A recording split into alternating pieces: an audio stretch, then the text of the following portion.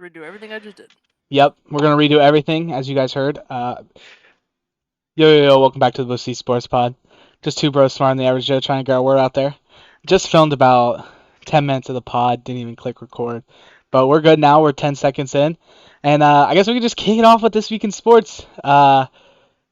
If you guys missed it, we didn't post last week. Both had finals week.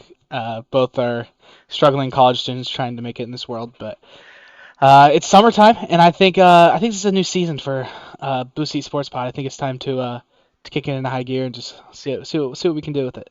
So we'll start. Zeke Elliott resigns with the Cowboys after taking an off year in New England. What are we thinking? Um, Considering that they probably got him for a bag of Lay's chips and maybe a few bottles of water, that's a pretty good signing for a team that really struggled with the run last year. Uh, Tony Pollard did not have a great year as the RB1. And I think Zeke coming back to a familiar system will be good for the running game just as a whole, and maybe for someone else in the bench to do a Tony Pollard like what he did 2 years ago. Yeah. Obviously, with Pollard being gone, that running back room was pretty small with only Vaughn. I like it. I mean, we saw last year that Zeke proved that he can still have those big games and those high workloads. In New England, there was probably 5 or 6 games where he was able to eclipse 100 rushing yards. So I like it. Being a Zeke guy, I think it's gonna be nice to see him back in Dallas. I wish there wasn't that stint in between where Dallas thought Tony Pollard was the next big thing. But you know what? I'm all for it. Like you said, they probably got him for a gas station meal. So for it. They probably got him for a Little Caesars pizza, Hey, 4 for 4 at Wendy's. $5 hot and ready, dude. So moving on, keep it in the NFL. 76ers over this past weekend for the NFL draft decided not to trade Brandon Ayuk. A lot of reports came out with like Adam Scheffler that they would only take a first round draft pick for Ayuk, which makes sense. We've seen a lot of upside with him. But there's also reports now that I think the 49ers front office are pretty much just done, and they're just going to look forward to the season and hope that Ayuk will suit up and play this season for him. Yeah, there was a lot of commotion about him in the offseason, getting traded to either the Steelers or the Bills. Some of these teams that lost a lot of wide receiver depth. I mean, Stephon Diggs left. Steelers didn't really have a lot to begin with, but just trying to find a wide receiver one to pair with George Pickens. I think teams are a little nervous to pull the trigger on him, mostly because they don't know uh, the 49ers offense, to be honest. I don't think they really understand what pieces would work outside of the system and what work only in the system. I don't know if they're wondering if Ayuk can be a number one guy because we haven't really had to see that from him because the 49ers are just so good with all their pieces around them. So I think there was a little bit of skepticism. Also, the first round pick, some teams aren't willing to give up that for someone that's kind of unproven. We've seen a lot of good things from him, but still, I would say is not at the peak of his career so far. So be very interesting to see how this next year ends up for him and if he moves. Yeah. Um, I mean, I agree with you on the point where some teams were probably a little skeptical. We'll look at the Steelers, for instance. Steelers were basically the front runner, like according to social media and stuff, who was going to get Ayuk. I mean, a team that really only has George Pickens. They went and drafted a bozo Roman Wilson. I would have traded that pick and gotten a proven veteran in the league than get Roman Wilson. But if we look at Ayuk, I mean, any team would be hesitant to pick him up right now. I mean, he's a guy that just had a borderline All Pro year in San Francisco, and he's demanding to get out of there. He's demanding to get out of a Kyle Shanahan offense. He's demanding to leave a team that he just went to the Super Bowl with. So, I mean, if I was any team, I'd be a little hesitant to wonder why.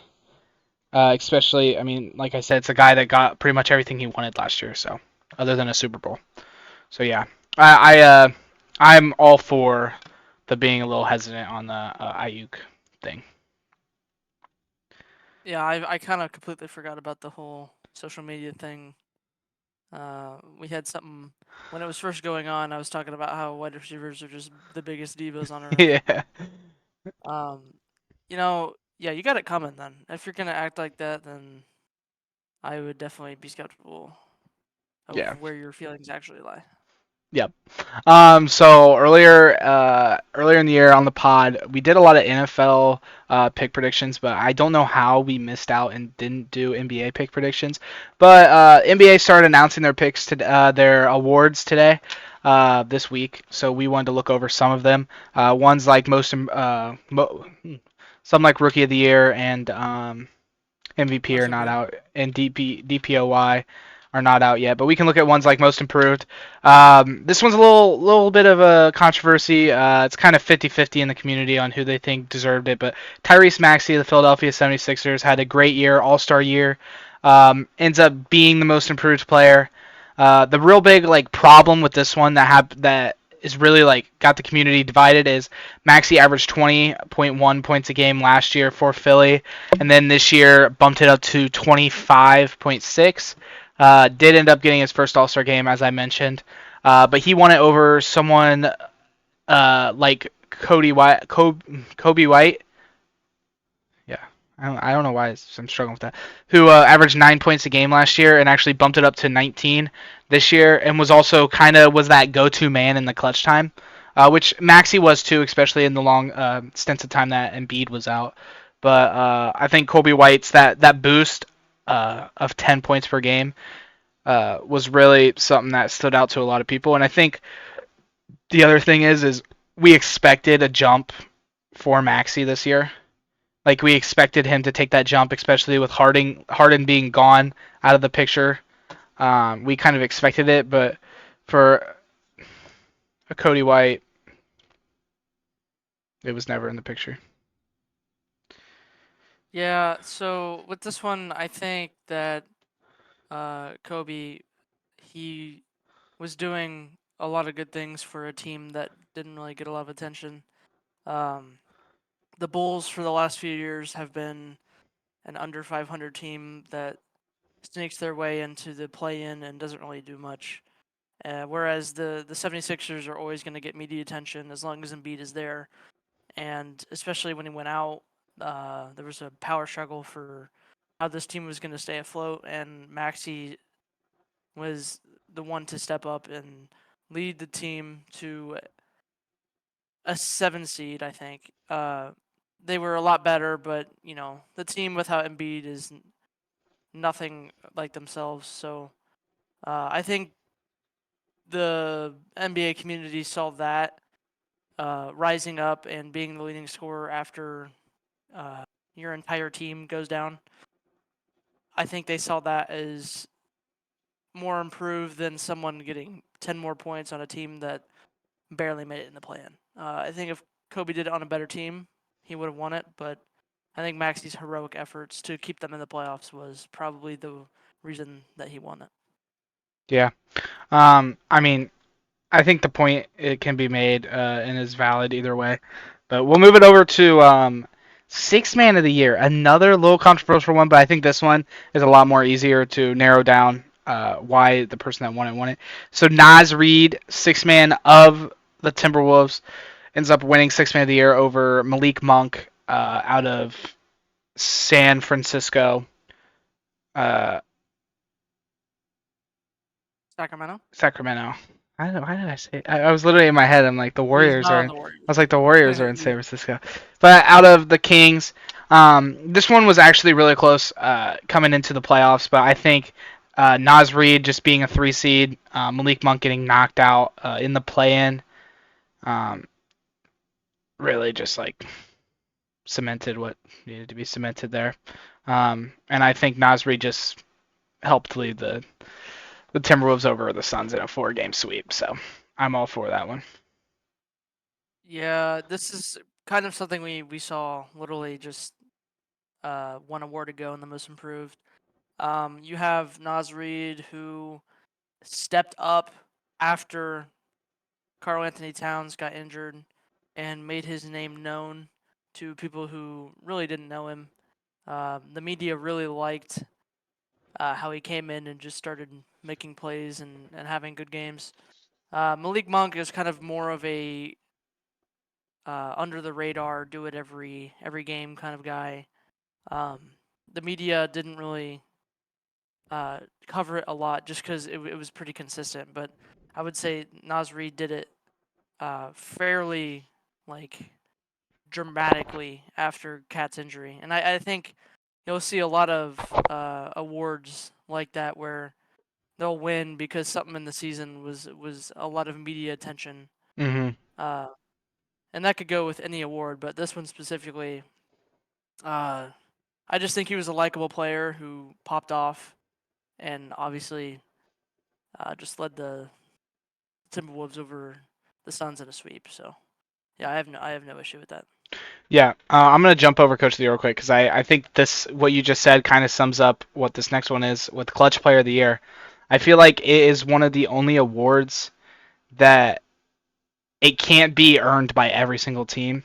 Like I don't think Jason Tatum gets enough clutch shots to go win it for the Celtics. But fortunately for someone like Steph, who's playing on an underwhelming team, a 500 team that plays a lot of close games, it was kind of just set up perfectly for him to win this, especially with how well he shoots the ball behind the arc with under 11 seconds left in the game. So if you didn't really realize it, Steph Curry won Clutch Player of the Year. I think this is just one of those awards that I think they should have just kept in the closet and just handed it out on social media instead of it actually being a real award. Yeah, I don't really see a use for it at all. Does it really matter who's the most clutch player of the year when he got knocked out in the play-in? Yeah, Um, and you wouldn't even know it because the record. And like you so said, bad. Tatum would never have to make a bunch of clutch plays because his team was so good, and he was usually never losing. And with Steph, that 500 team, every game's a close game. Obviously, he was going to have more clutch shots because he took way many more than Tatum ever would have. Yeah, Um, yeah, I just don't really see a use for this award. I don't yeah, really see no. why I mean, he would it's praise it. you can look. I mean, Tyrese Halliburton took a lot more than Nikola Jokic did, than Shea Gilgeous-Alexander did, than even Anthony Edwards did. So I feel like this one's kind of catered for those lower level teams because like that's the only spot you're gonna get enough clutch minutes. I think the So, clutch award would go into more of an MVP slash Finals MVP. yeah, Like, I don't. The most valuable player should be the most clutch player. yeah, I agree. So I don't The know the why they one would. guy you want the ball in their hands to win the Yeah, game. Yeah. yeah, of All right, course. last award before we move on to these other major sports. Oklahoma City Thunder head coach wins Coach of the Year. I couldn't say your name, so I did not put it on the Google Doc because I didn't know how to say your name. But I mean, this makes sense. It's a team that missed the playoffs last year. I think they were playing 10 seed last year. They go and they get Chet. Chet comes back healthy. They really didn't go get anybody. They built from within. And Shea has been an MVP caliber player this year, and I mean, they were set up for success to be the one seed in the West. Yeah. OKC kind of came out of nowhere. Young team had a lot of promise, but they're young, so there was not high expectations, and they kind of just blew it out of the park. Dominant all year. It just seemed like every piece they had clicked. A lot of chemistry, and I think a large part of that could be from the coach, and I think that's why he got it, just because of how young of a team and how inexperienced of a team this was, and how dominant they were. Also, I did Google Translate text to speech his name, Mark Dagno. That's what Google Translate is telling me his name. So congratulations, Mark Dagno. Yep. Congratulations, Mark. And I also want to say congratulations to Fitch. Amazing year with the Timberwolves. I mean, I think you're an easy runner-up for Coach of the Year, along with Magic's head coach. So, I mean, great three finalists that we had this year, but I mean, Mark is just well ahead of him. Moving on to just a little bit of baseball. Yankees, Guardians, Braves, Phillies, all tied at the top of the MLB standings as of April 29th. 2024. We're a month into the season now. Um, not really surprised to see the Yankees, Braves, and Phillies there, but the Guardians are one of those teams that are definitely a little bit ahead of schedule. Um, they lost a lot other than they've lost a couple pitchers, and they really other than the Naylor brothers and actually I'm not even gonna talk because it's not gonna talk. But all I'm gonna say is the Guardians weren't supposed to be this good this quick, and they look great out there. Yeah, I really don't know much. Obviously, I never have cared, but I have watched a few Guardians games. Just seems like they're very coordinated. They play as a group. Um, I watched the series against the Braves. The Braves are one hell of a team too. They're so I good. know they've been good for a while, but they're really good. It seems like they can't do anything wrong. Yeah, That's very interesting. yeah. Speaking of That's all that, I got the for. the Reds actually just played the Phillies and then played the Braves next week, so that'll be interesting. Last thing in this week in sports, I know we just talked basketball and a little bit of football, but NHL playoffs are on right now. If you are not watching the NHL playoffs, do it. I've watched 3 NHL playoff games so far. I couldn't sit here and tell you who's winning what, um, who's winning what matchups. But I will say it has been electrifying. The one night the Hurricanes came back last week, they came back down 3-1, end up winning. Uh, Scoring 3 goals in the final 9 minutes, and along with 2 in 9 seconds. So super fun. Go watch it. Go watch goalie Bob down there for Florida Panthers. He's actually insane. And yeah, that's all I gotta say about the NHL playoffs. I do have one thing to add.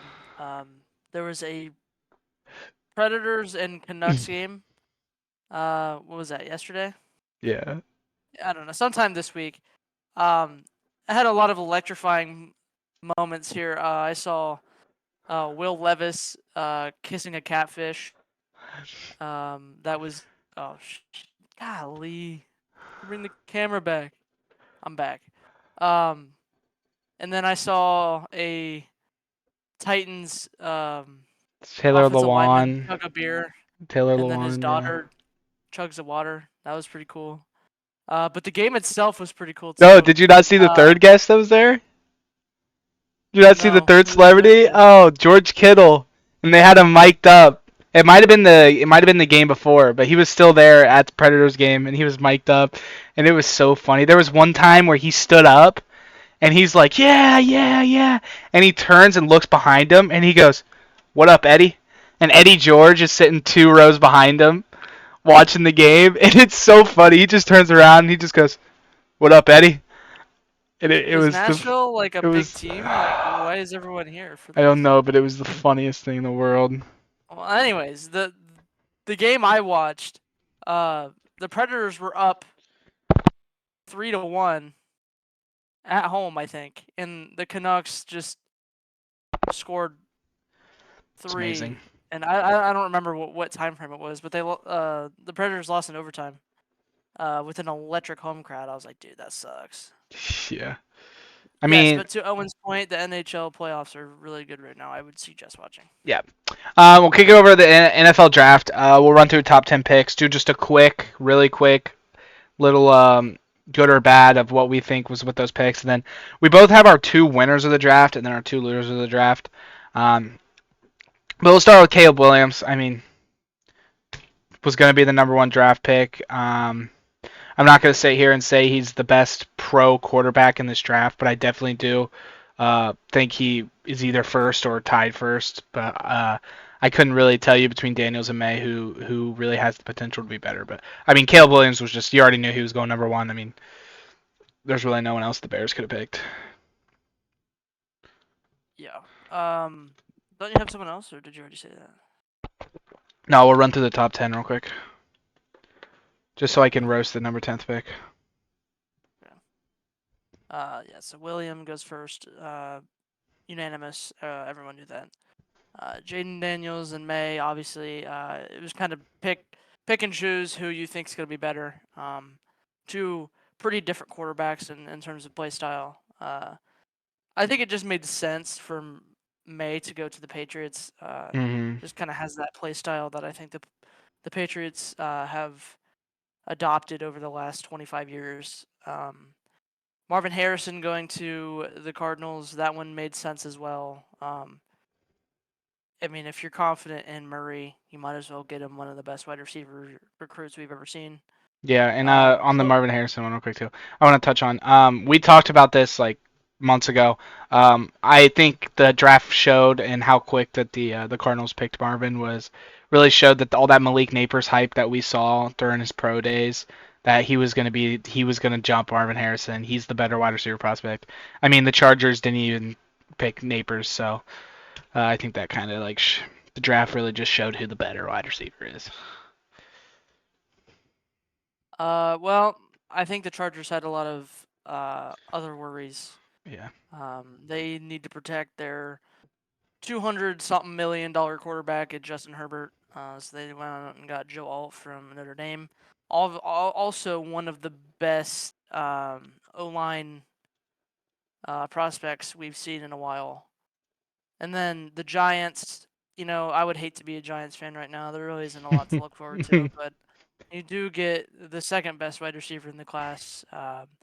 Whether your quarterback can throw it to him, that He is didn't the even know Daniel real question. Jones's name. Did you see that press conference? Yeah, didn't he like mix up his Yeah, name he when he was was like? like Daniel Jones, and he looked so pissed to be in New York, dude.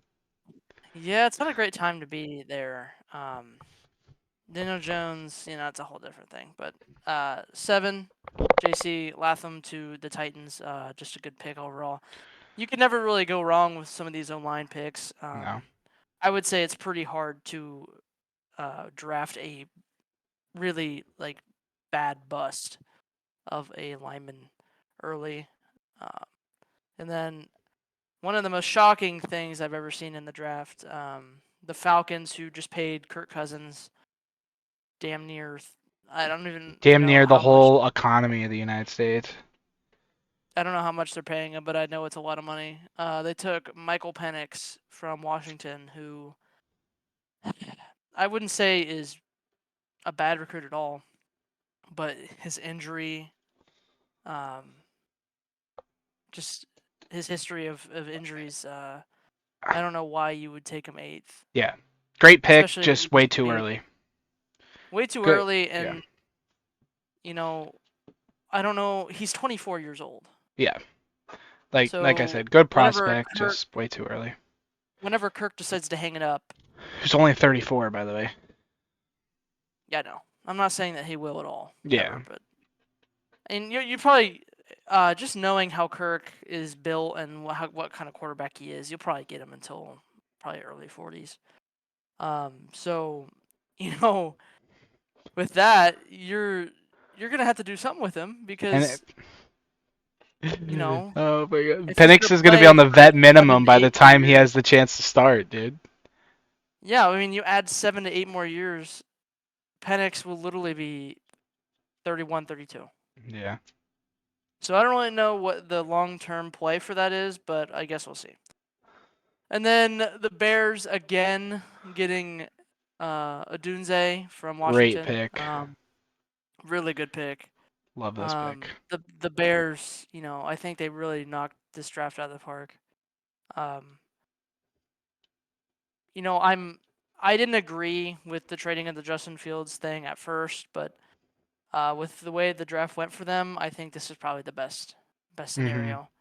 It seems like they're getting the best of both worlds, and with off-season acquisitions of Keenan Allen and DeAndre Swift, um, you're getting a lot of offense that I think Caleb Williams is going to have a lot of pressure to Yeah. his rookie season. I think he's going to have more pressure than any other quarterback in the league to show up because the Bears fans are pissed. Yeah. They haven't had a good quarterback that's been consistent probably since the 40s. So Yeah, they haven't they had a really 4,000 yard passer like ever. yeah, they really need a quarterback. And then to round it off, we got JJ McCarthy at number 10. We've talked about this for forever. I don't know how you let a fourth round draft pick end up being a top 10 draft pick, but the Vikings, they're rolling with their quarterback. We'll see how this goes.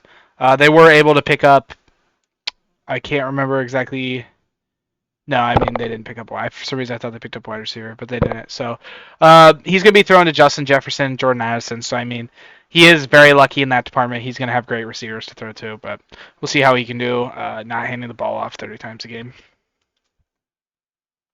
Very true. Winners and losers. We'll start with my winners. My first one I'm going to go with, and in Caleb Williams' words, the Bears. As Griffin said, the Bears had an amazing draft. Getting Williams at 1, and in my opinion, the second best wide receiver in this draft class. Odunze at 9. I think it's very impressive. If some of you might have missed it, they did get the greatest punting draft prospect of all time in this draft as well. So they might not be using him, but I mean, they got him. And I would stick my neck out there, and I would go out there and say that the Bears have one of the best wide receiver rooms in the NFL. We'll see. Agree. We'll see how that all forms this coming season, but I think that they have a very deadly wide receiver room, and I think that they're going to give a lot of secondaries a lot of trouble. We'll go over my other winners. I'm actually going to go with the Patriots. I really liked the Drake May pick over Jaden Daniels. I just didn't really like Jaden Daniels being in college football for 5 years, and really was nothing until this past year at LSU. His obviously Heisman year, but I don't really like the consistency that he had throughout college. Really like Drake May, and the Patriots also were able to pick up another wide receiver. I can't think of the name right now. Hold Um, on. I can think of the name. Give me like 2 seconds. who Uh, did they pick up? Javon Baker. Yeah, they were able to pick up another wide receiver, which is something they really badly needed. And if you look at what they needed coming into the draft, they were able to fill almost every single slot with draft picks. I will say one little flaw I have with the Patriots. Baker really wasn't like that highly talented of a wide receiver. I would have went and gotten Tez Walker, who's a former Kent State Golden Flash and a former North Carolina Tar Heel.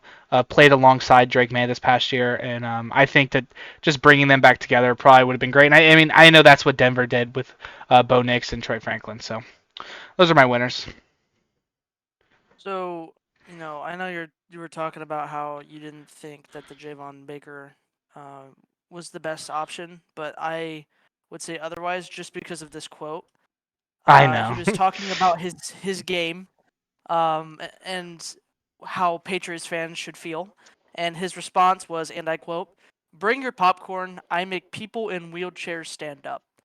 Now, if that is not something you want But he in your had to organization, transfer out of Alabama.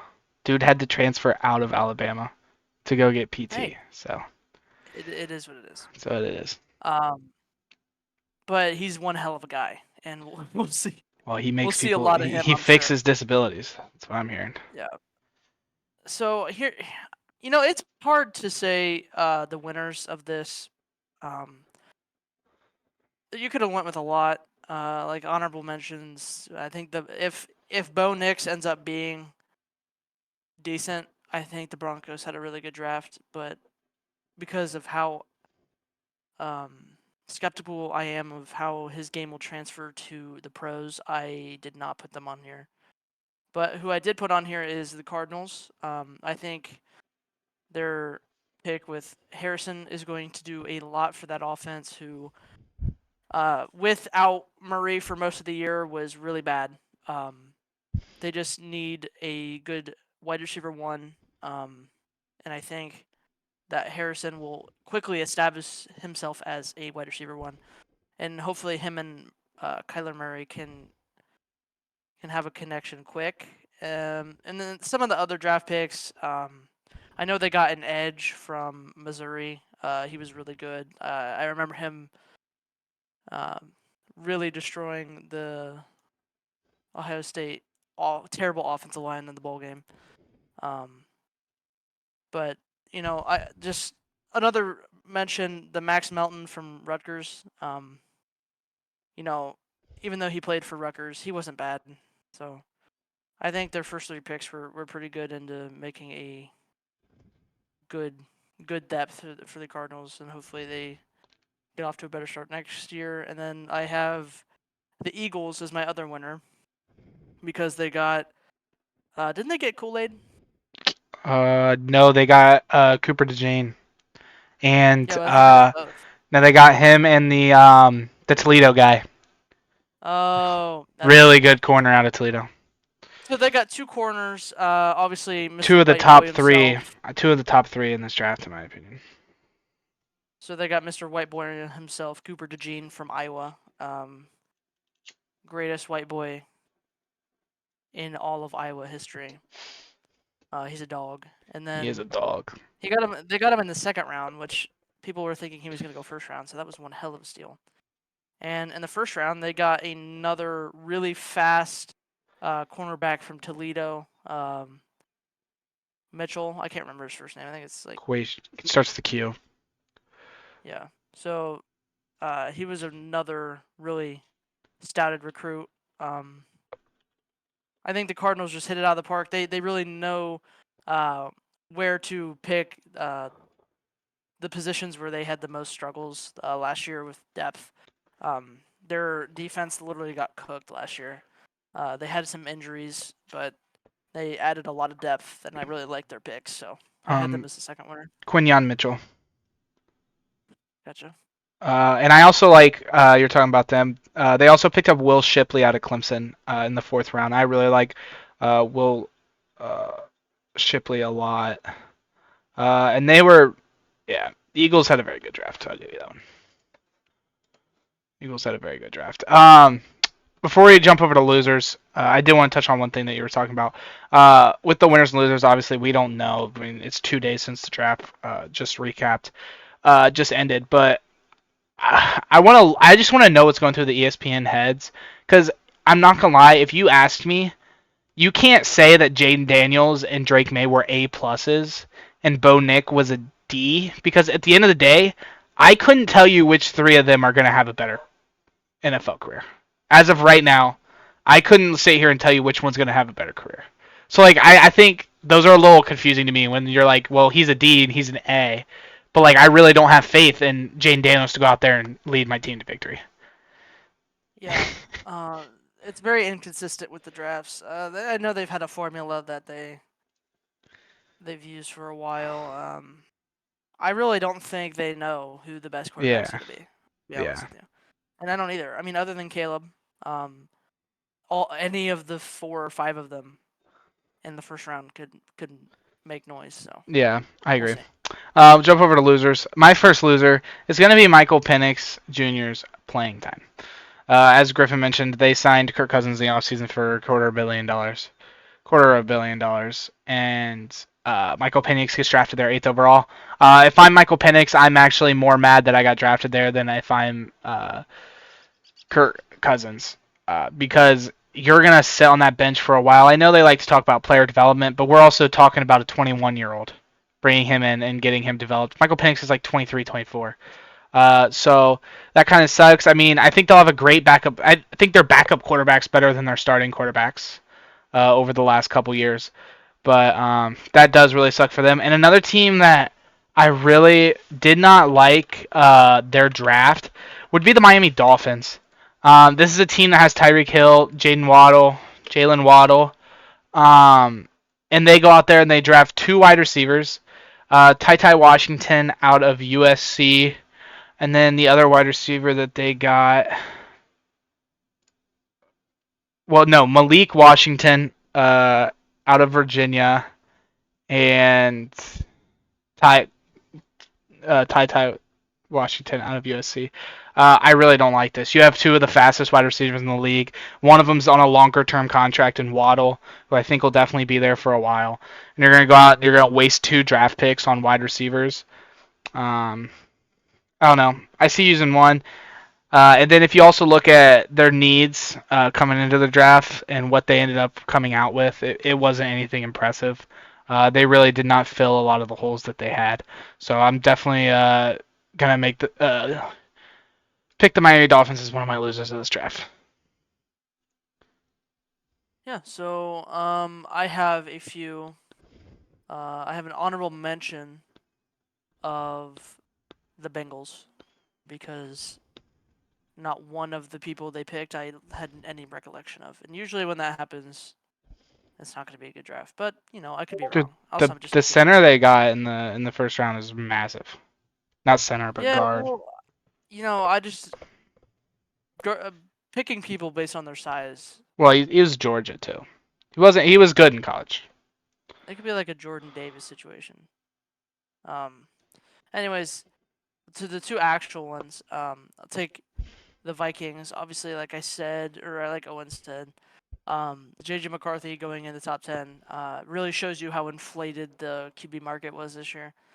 I think there was a little bit of pressure for the Vikings, just because they have, I would say, the best wide receiver in the entire Yeah. NFL, um, who is young, who is still on a rookie contract, and who you can't really wait around and just have him sit there. You need to win now with him, and they feel the pressure, and that's I think they made this pick purely off of that pressure. And I don't see any reason why he should have been a top 10 pick. Um, I think that he will not be very good, and I think it'll be a waste of a first round pick. But I could be wrong. And everyone else that they drafted, I've looked through their whole thing. If you look at like you know I know I don't care for any of the analysts and people who do the mock drafts and all that, but if you look up like the Vikings like draft grades, they're all just like D's and C's for every single draft pick they have. Yeah. Uh, and that really says volumes. So I just don't think they added a lot of depth to their team, and I think they forced it. And when you force it, it's just not going to work out. Yeah. I got NASCAR. You got the Jags, dude. Oh, I got the Jags. I forgot, dude. I keep yapping. Oh, also the Jags because I don't know anyone they drafted. I can't even remember them even being in the draft. Owen told me that they drafted Brian Thomas. Yeah, out of LSU. Yeah. So the second wide receiver to Neighbors. Yeah. We'll move on to NASCAR in 1 second. I just want to like we were talking about the inflation in quarterbacks. I think that just has to do with the amount of teams that needed quarterbacks. I mean, you got the Giants and the Raiders that walked out of this without a quarterback. And I think that probably, I think if the Raiders sitting there at 14 had a chance to get J.J. McCarthy or Bo Nix or Michael Penix, they would have taken him 100%. So I think that kind of just kind of pressured the teams in front of them to pull the trigger and get the quarterback now. And then they were gone by the 12th pick, basically. I'll move on over to NASCAR. I'll have one more thing to add with that as well. I, along with what you just said, I think there's also pressure because of how bad next year's quarterback class is projected to be. Um, there's the number one pick is Shadir Sanders, who Yeah. was a quarterback for a 4-8 team last year. So I think the teams were really trying to get the quarterbacks now, so they don't have to worry about that next draft. So now we could go into NASCAR. Missed 2 weeks of it. Um, we could talk a lot about it, but I don't think there's a reason to. No, there's no point. Um, Reddick won 2 weeks ago, or I guess 2 weeks ago. At Talladega. That race was your typical super speedway. A lot of lead changes. Um, a lot of wrecks. Well, actually, no, there was not a lot of wrecks, but the wrecks that did happen were pretty entertaining. Michael McDowell was leading Dumbass. uh, on the backstretch and threw a hellacious block on Brad Keselowski, and he got himself wrecked in the entire field behind him. And Reddick was just there in the right spot at the right time to seal that win. And then yesterday, Hamlin won at Dover. Dover, who I think Dover is one of the best tracks because it's a short track, but it doesn't really feel like a short track. You can make a lot of passes on Dover. So if you Well, run it there's a right. lot of lines you can run as well. Yeah. You don't. It's not one line there is not going to win it. The outside, I guess the middle line was really effective that race. Kind of a battle between Martin Truex Jr., Kyle Larson, and Denny Hamlin. But Hamlin did have the better um, late race car, and he got clean air. And Larson, who tried to beat him at the end, could not get to him because Hamlin was air blocking, and Hamlin gets his third win, tying Byron for the most this year. Um, Joe Gibbs Racing and Hendrick Motorsports are continuing to be the most dominant teams in NASCAR. Both of Yes, them. indeed. Hendrick Motorsports has 5 wins, and Joe Gibbs has 4. So that's 9 wins out of 11 Yeah. already. So that's a pretty one-sided Yeah. affair. Because you got 2311, Um, and then you got Daniel Suarez, Trackhouse, Daniel Suarez Trackhouse. Yeah. and a Ford has still not won a race, which I think is pretty funny. They really should be hitting the distress call, but we'll see if they can get a win next week at Kansas. Get ready to run Kansas the is High going Line, to be, boys. They actually do they that in don't. real life. They run a high line. It's just not as high as the game. Okay. Heat 5, NASCAR Heat 5, you can on Xbox you can run damn near to the wall and it works every time. But I don't think it's like that in real life. But we'll see next week. A good track with a lot of lines in real life, depending on the weather and how much sun's out. It'll definitely make a good race. So be sure to tune into that. Yep. We're gonna kick it over to NBA playoffs. A little check-in. We'll try to keep this within 10 minutes. I'll let you know, Griff, when we should probably wrap up the NBA playoffs. But we're gonna start with the MVP of the playoffs right now, Anthony blank blank Edwards. This dude is Michael Jordan's son. Somewhere, I don't know when, but Michael Jordan conceived this kid, and this kid is gonna be the great Anthony Edwards, and he's gonna take the NBA by storm. He a very good talent, but I think what makes him so rare is his attitude. Not only is he a complete replica of how Jordan plays, but I just think his attitude is one of a kind with these superstars. You'll see a lot of, I think a lot of superstars today, you know, I wouldn't say soft, but when you're in a tough series against really good players, like I think they don't really perform. Like, we've had issues with Jason Tatum showing up. Devin Booker's had his issues. I'm sure I have a lot more to think of, but not coming off the top of my head. Embiid just had some issues as well, but I think Anthony Edwards, so far in his career, he really shows up in big moments, and I think that's what um, separates him from the rest of his little generation of new hoopers. He just when he comes into a game, he just takes it over. Even if he's not having a good statistical game, like he'll make his presence known. Yeah. He dunks on people like he's a high schooler playing against eighth graders. Very true. He had a dunk yesterday that literally put Kevin Durant in a blender. Um, and he just does this all the time. Like I just think his attitude towards it is making him one hell of a superstar. And no doubt, if he keeps this up, him and Luca will be the face of the league. Yeah.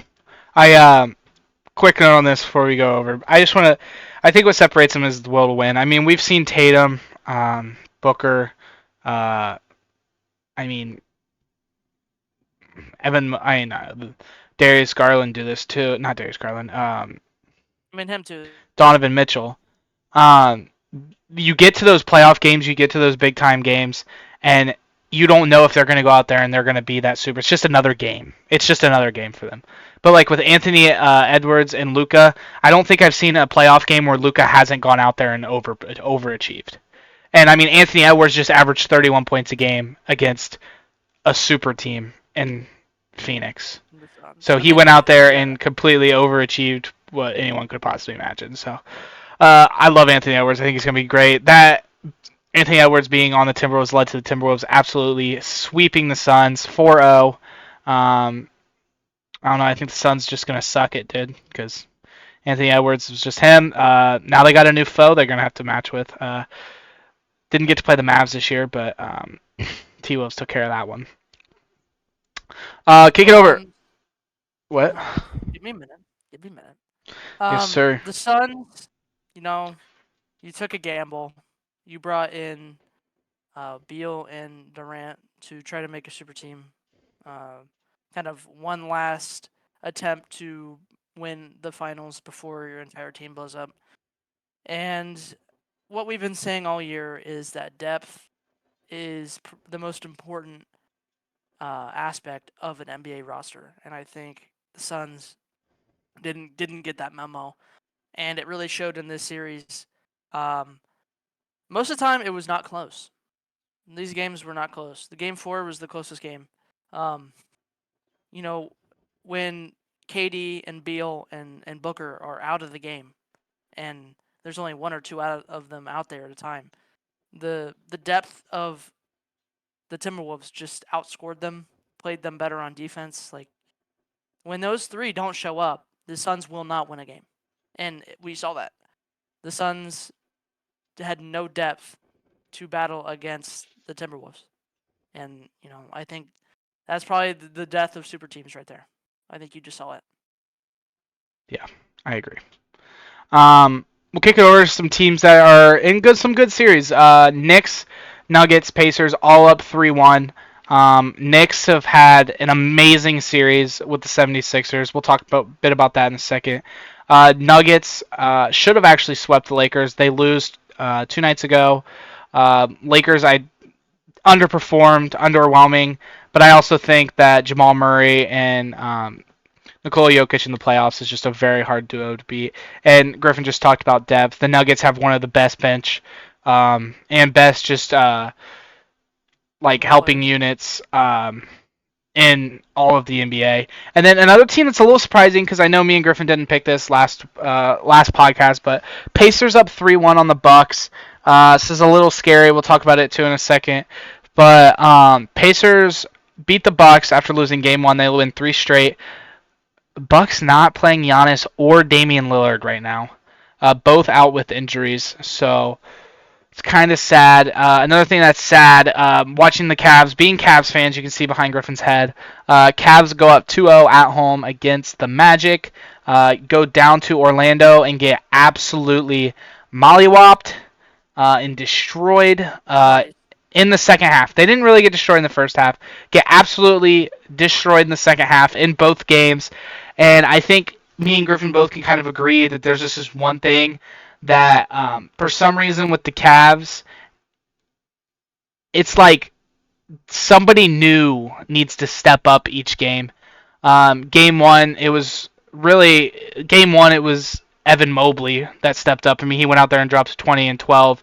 And then game two, it was Jared Allen who went out there and scored 20 and 18. But the last two games, it's just like they're just trying to figure out who needs the ball and who has the hot hand.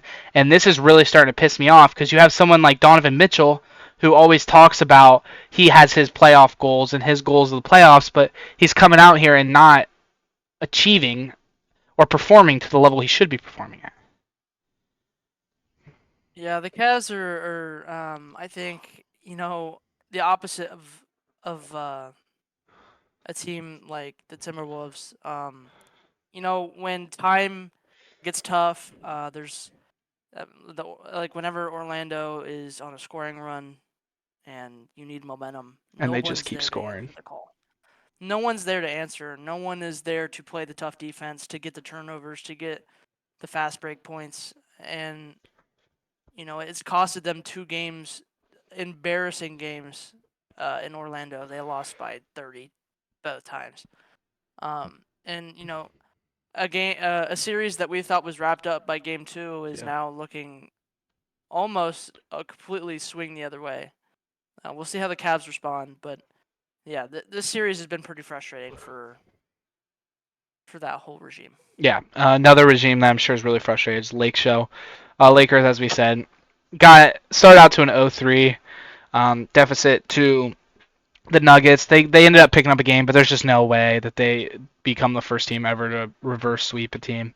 Um, and the Lakers, I'm sorry, I don't know what the problem is. That team is so good and has the pieces, and they just can't win. I know it's probably has to do with the Nuggets being just that good, and if the Lakers would have pulled someone like OKC, they would have lost their first play-in game and just settled for an OKC. I think that they would have had a much better chance of moving on, but the Lakers just don't really got a shot, and we'll see them next year. I mean, we'll see how much more of LeBron we get, but it's going You to be the know, season there. for the Lakers.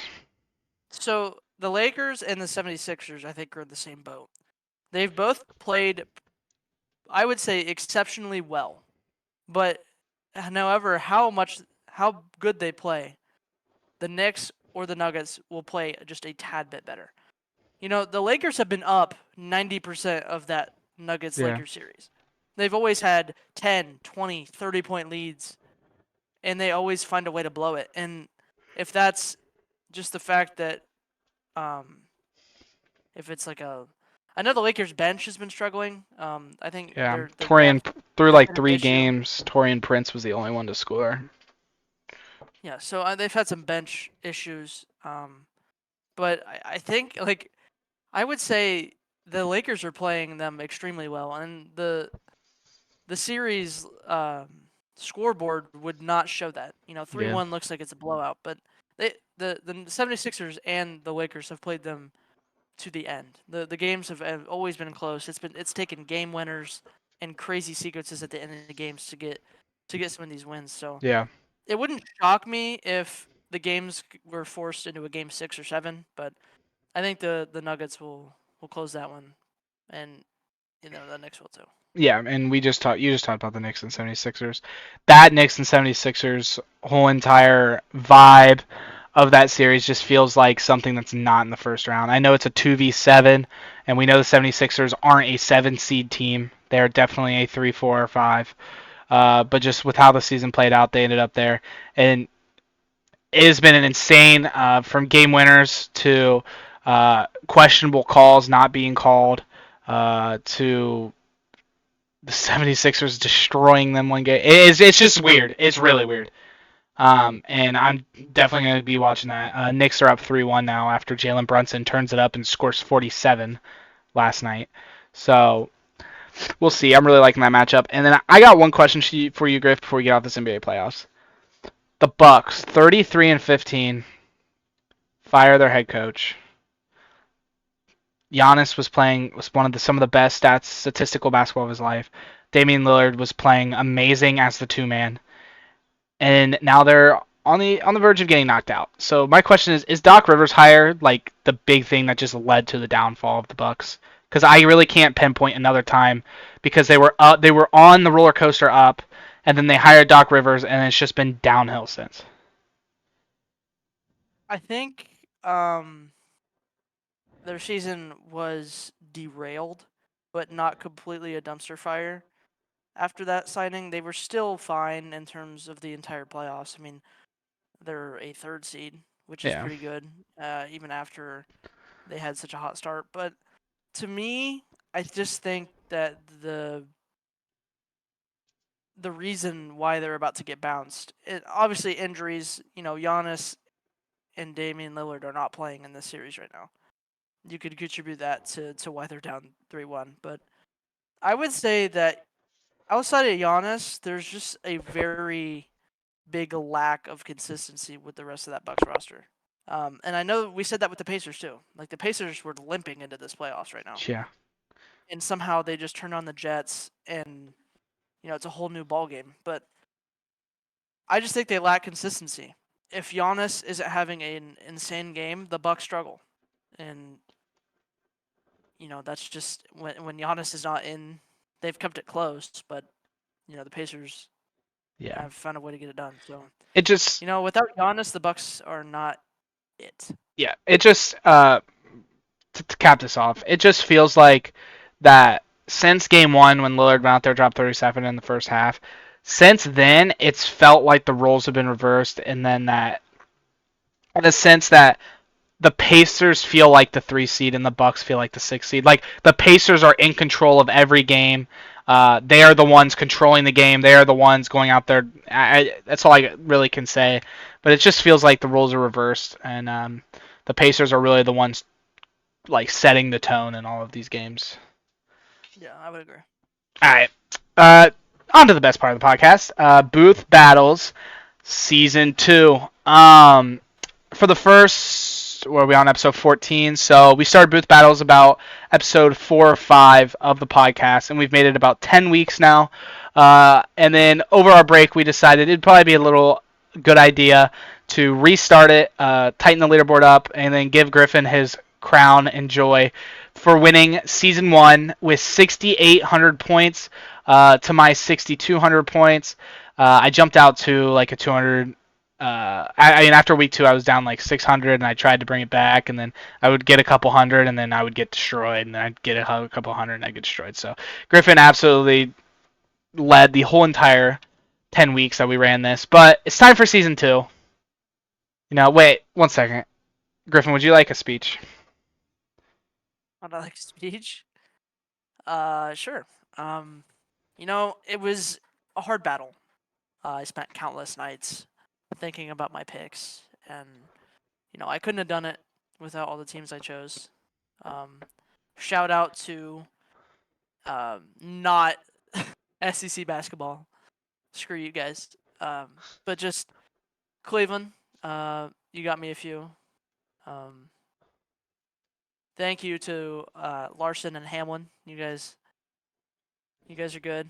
Would Thank you? you for always the good points. And with the NBA, I just thank you guys for being so inconsistent because you never know who's gonna win, and that always did me well. I would always find a way to pick a team that I was just like, you know what, I feel like they might win today, and they would, and I'm like, okay, cool. So what? Thank you to all the sports teams who supported me in this path to victory. Season 2, I will start right where I left off, and I'm gonna go for back-to-back titles. Yeah. I think the one school you should be thanking the most is South Carolina basketball, because if it wasn't for them, you would not have gotten off the SEC trend and would have lost a lot of points during the season.